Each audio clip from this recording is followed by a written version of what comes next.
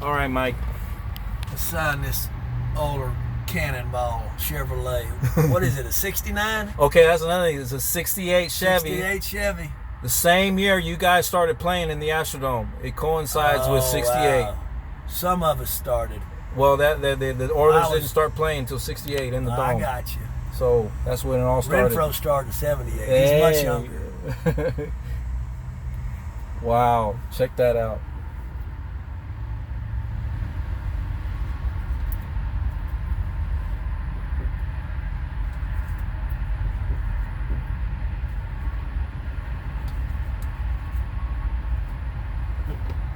There it is. Jeez, Mike. Dante to Renfro. The catch that should have been. Woo! NFL robbery. You want to say anything about that? Well, lots been said, and I think we could have got that call and got us an AFC championship win and a Super Bowl win the next week.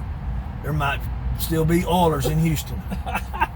Wow. Bum never would have left town, or Bud never would have left town. Thank you, Mike. You bet.